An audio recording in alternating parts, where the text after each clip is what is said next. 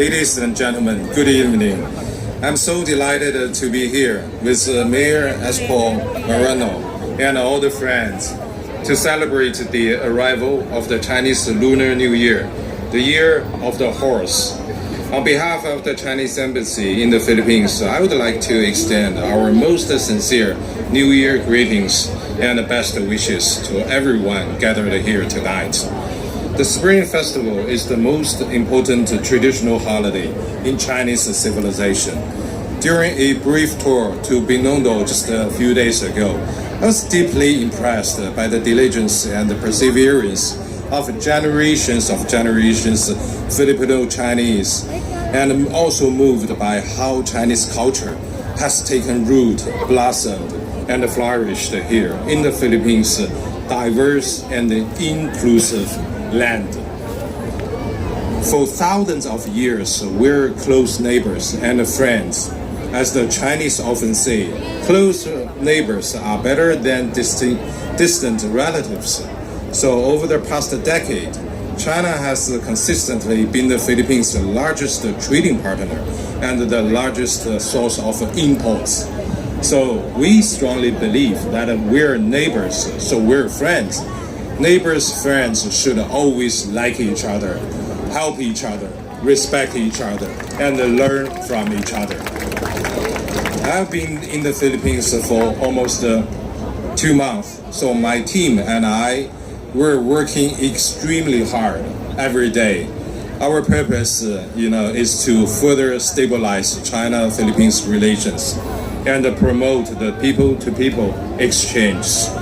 With our efforts, we have worked to resume political dialogue at the end of January. That political dialogue had stopped for over 1 year. So our embassy will help to resume the political dialogue. So both sides also agreed on a roadmap, and we're committed to upgrading this dialogue and expanding it into more areas like trade, investment, education, people to people. Not long ago, the Philippine government announced a 14-day visa-free policy for Chinese citizens, which is welcomed by both sides. I heard more and more Chinese tourists they're coming back. Through the continuous efforts of the embassy, China has also decided to launch a direct flight between Fujian and Cebu, which would facilitate more two-way travel between Chinese and Filipino citizens. And I hope there will be more good news and achievements in the future through our joint efforts. So, ladies and gentlemen, the past year has inscribed a new chapter in China's development story. Steady progress has been made in advancing Chinese modernization, driven by a powerful momentum of high-quality development. We are not only committed to delivering a better life for the over 1.4 billion Chinese people, but also consistently view our own development as an opportunity for the world.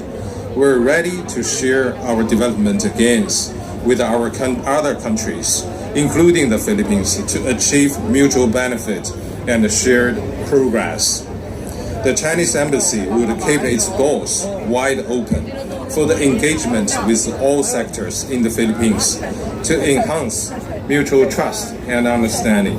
I hope that all the people here will continue to serve as envoys and bridges of China-Philippines friendship by contributing to the steady growth of our bilateral relations.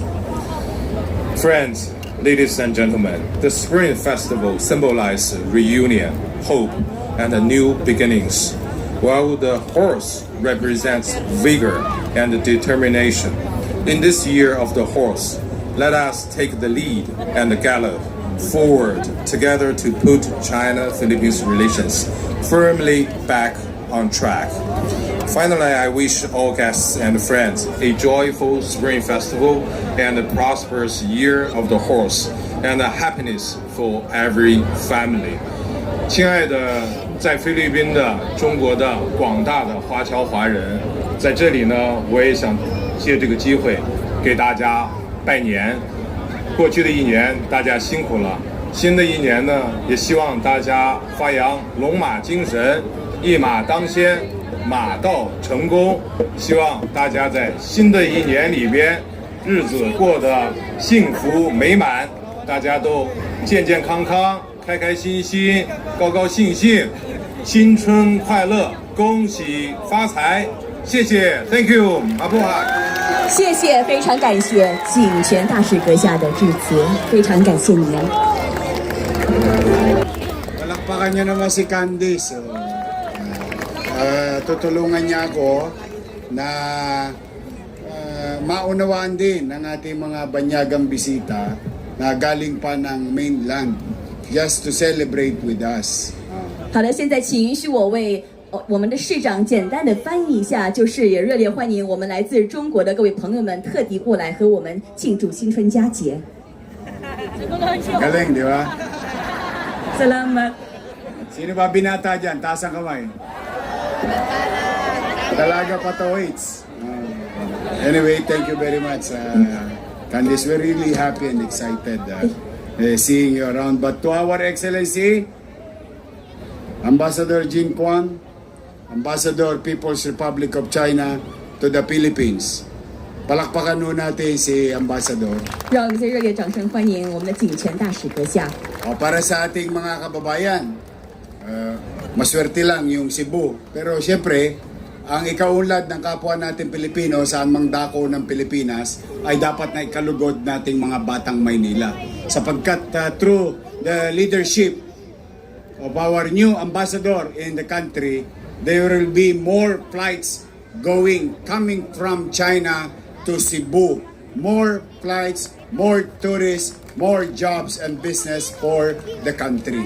好，因为这位先生，我们以后呢会有更多航班、更多航线，这样的话，我们菲律宾会更多来自中国的游客，所以非常感谢。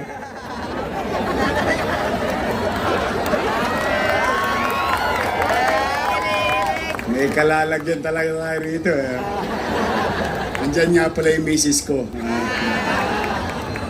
I'm really happy, for the ambassador's effort to really strengthen the ties between two countries and neighboring countries with long understanding and relationship, among others. No? Ang ating China-Philippines relationship. And it's very important sa amin dito sa Maynila. Tayo sa Maynila. One way or another, tingnan nyo yung nasa kanan nyo, tingnan nyo yung nasa kaliwa nyo. Most likely, may 10% Chinese blood yung katabi ninyo. 非常感谢我们的大使们拉近我们非洲两国的关系。然后呢，你们看看身边旁边的各位亲戚朋友们，大家其实也有中国的血统。 Yes. Pero hindi ko naintindihan yung sinabi niya. 不定那两种两美儿。 Kaya naman na ikinalulugod ko na taon-taon ang Filipino-Chinese Chambers through Victor and the officers and other member organization in Chinatown. Nagsasama-sama, nagkakaisa upang makapaghandog ng isang magandang selebrasyon pagsalubong ng tinatawag nating Chinese New Year in the country. At ang biggest Chinese community, Filipino-Chinese community, is located in the city of Manila. 就是在我们的马尼拉城市，是我们最多华人 Teka 的。 muna, ba't nauna yung Manila? Sa dulo ko sinabi yung Manila. OK，所以呢，就是每年都特别期待和大家欢聚一堂，我们一起团结一致的在这个中国城。 And I would like to remind my fellow Filipino, this is a reminder especially to the young ones, sa mga batang Maynila. Alam po ninyo, magsiyasat po kayo. Hindi lang ho natin sila kasama para makipag-barter, makipagpalitan ng goods at makipagnegosyo. Since time immemorial, especially during the World War II, there is a battalion or a group of Filipino-Chinese who fought against an occupier of this country. You will see their pictures and videos, and maybe some of their families are here, ancestors who fought side by side with the Filipino soldiers for our liberation. You can visit the area in Bahay Chino in Intramuros. And pagka dumako pa kayo sa dulo, yung mas maagang gera yun. Yung nakikita nyong Ongpin Street, o yun po yung si Roman Ongpin.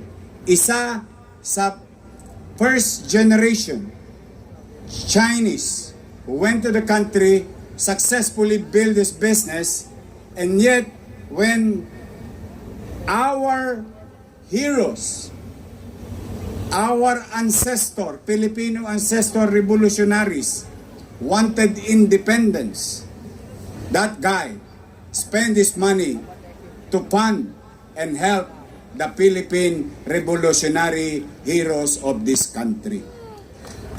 Patay ang haba niyo.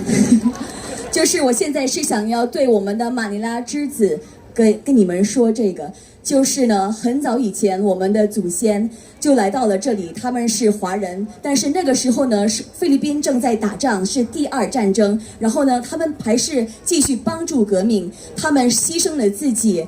为了追求我们最需要的就是这个自由，然后呢，如果你们可以到我们的博物馆叫 What's the museum again? Bahay Chino 的这个博物馆可以看到他们的一些照片，让我们回忆他们。非常感谢我们以前的祖先，他们真的是帮助我们很大的一个忙。 Kaya talaga naman bagay na dapat ipakita natin ang paggalang sa isa't isa. Alam ko, minsan yung ilan sa atin may karanasang hindi maganda, ganun din sila, may karanasan din silang hindi maganda sa atin. But at the end of the day, tayo rin na nagkita sa finals. Mapapansin ninyo. Tayo rin. Kapwa Manileño. Kaya lagi natin ipararamdam bilang mga batang Maynila, bilang Manileño, ang sino mang dadako sa lungsod ng Maynila. Ano man lahi, partikular lamang ngayon, mga kababayan nating Filipino-Chinese, lagi natin iparamdam sa kanila ang mainit na pagtanggap sa ating mga bisita.